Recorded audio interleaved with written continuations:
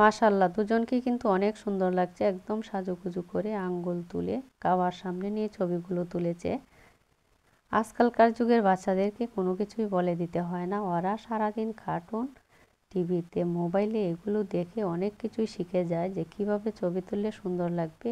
এই জিনিসগুলো কিন্তু ওরা খুব ভালোই পারে এখনকার যুগের বাচ্চারা। আজকে বাসায় ছিল ছোটোখাটো একটা ফ্যামিলি গেট টুগেদার। দুপুর থেকে বিকাল পর্যন্ত কি করেছি পুরো ভিডিওটা দেখুন, আশা করি আপনাদের কাছে অনেক ভালো লাগবে। আসসালামু আলাইকুম, সবাই কেমন আছেন?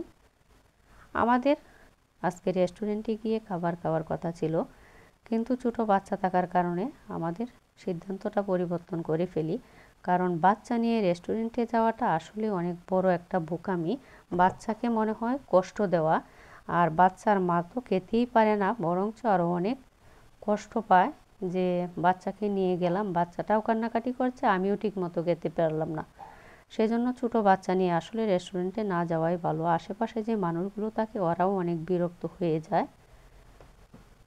তারপর চলে গেলাম কাচ্চিবাই থেকে আজকে খাবার অর্ডার করে নিয়ে আসব।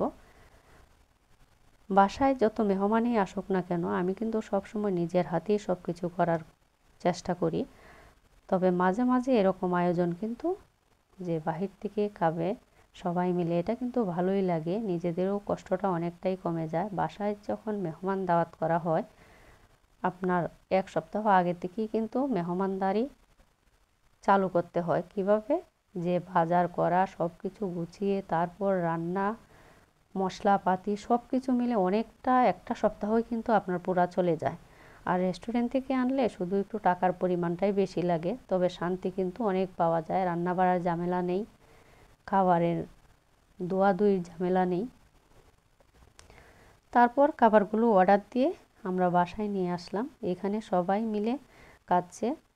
খাবারগুলো একদম গরম ছিল, সাথে কাবাব, সালাদ, শসা, টমেটো এগুলো তো ছিলই।